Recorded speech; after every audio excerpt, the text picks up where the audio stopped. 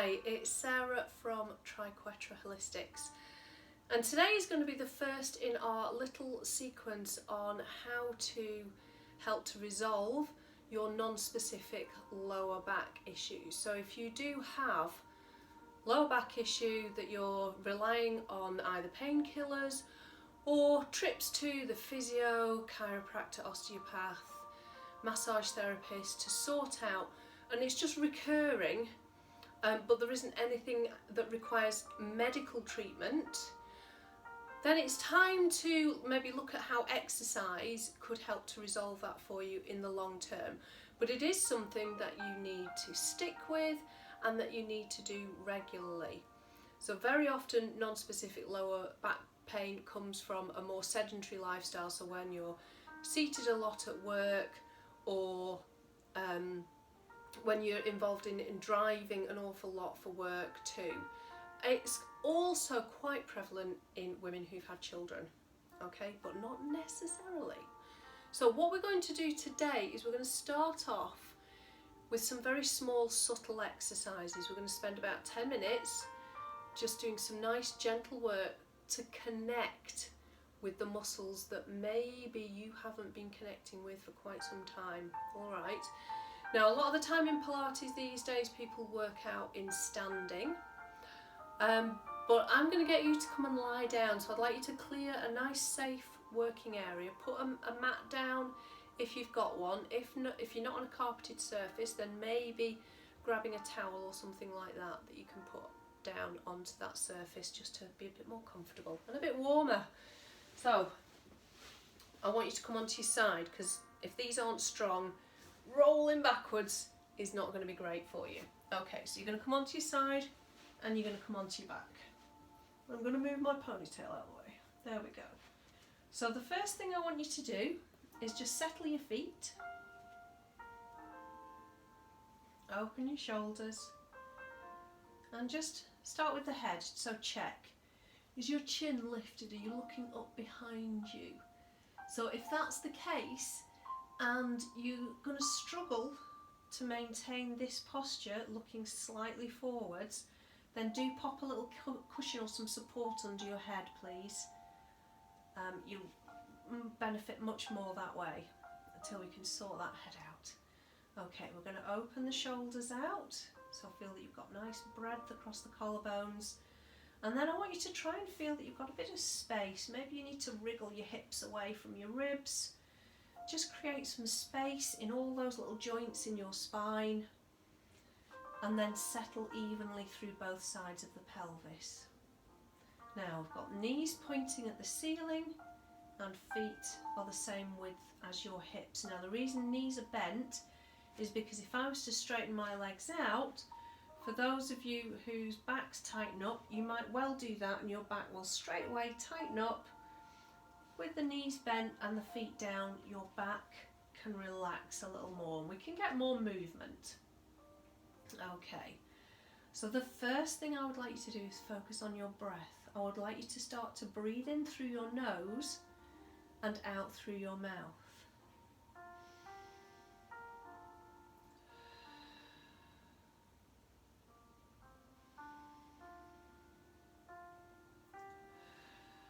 Really focus on that breath and where it's going in the body.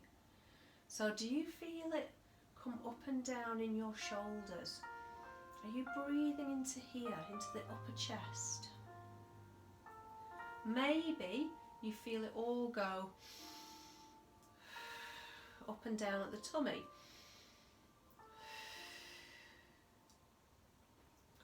What I'd like you to try and feel is that you're expanding your ribs onto the mat. So you might even want to take your hands onto the front of your rib cage. Breathe into your hands and into your back.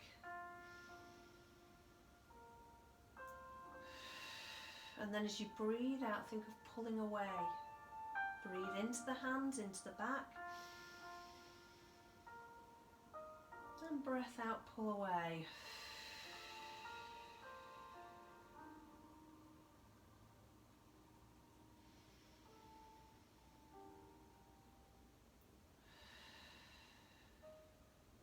So just keep those breaths going for me. Breath is an incredibly important tool when it comes to working with your core. So as well as your abs and your back muscles and your glutes, your pelvic floor is also part of your core system. And they operate best when the pressure in your body is right for what you're asking them to do. So in other words, if I fill my lungs with air, there's a lot of pressure in this system now because my diaphragm is now pushed down into my abdominal cavity. Okay, so if I then try to contract my abs as well, that's squeezing down into that cavity even more.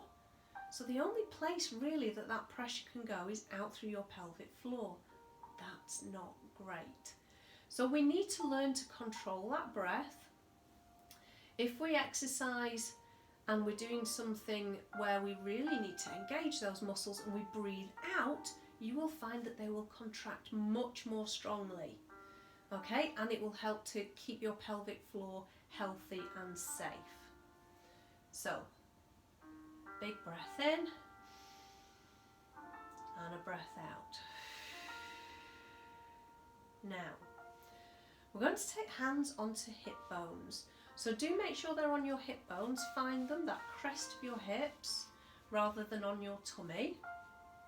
And your fingers will be pointing slightly inwards, as you can see. So now on that breath out, I want you to imagine that you're blowing a feather across the table.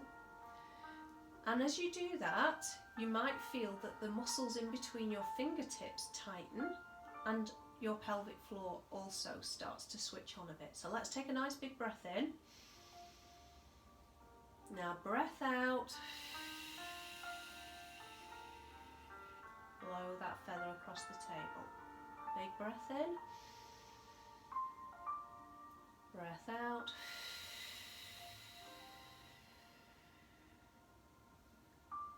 Okay, keep that going. What you'll notice is that as I do that breath out, nothing's moving. I'm not tucking under. Yeah, I'm not squeezing anything. I'm simply allowing my diaphragm and the muscles that would naturally contract with that strong breath out to start to work. So we are exercising and we're getting these muscles to start strengthening. So nice big breath in and breath out.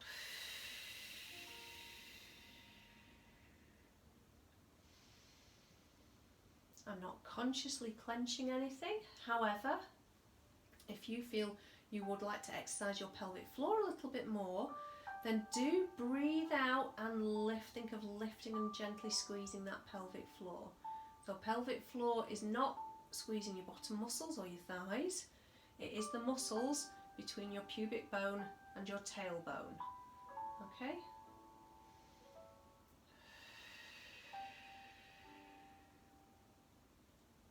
Now, we're going to work on the diaphragm area a little bit more because I do tend to find that, especially with women, I have seen this in men too, but it's more with women, that there tends to be an issue, especially if you've had children, with the rib cage being a bit flared. So when you lie down, you might notice that actually your ribs, the bottom of your ribs, sticks up a little bit. It protrudes and then your tummy goes down from that. So if you take your hands now onto your ribs, so do make sure, again, you can feel it's on that bony rib cage, not on your soft tummy, right up on your ribs. Now, again, I want you to breathe into your hands and blow that feather across the table. Now try and pull away from your fingertips. Can you create a little space? Breathe in, breathe out.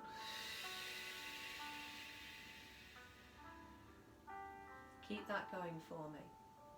What we're going to do now is we're going to start to move with that breath. Now, I'm going to get you to take your hands now under the small of your back, because what I'd like you to do is not squash your fingers.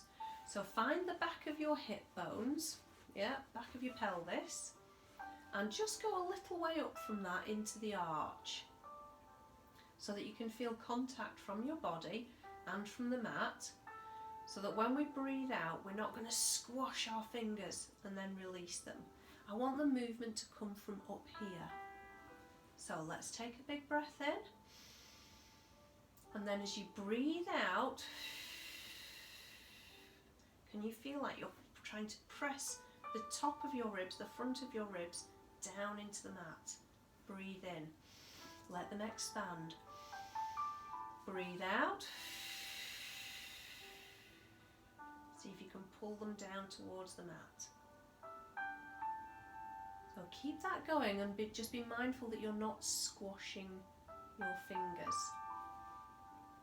Let's do 2 more breaths.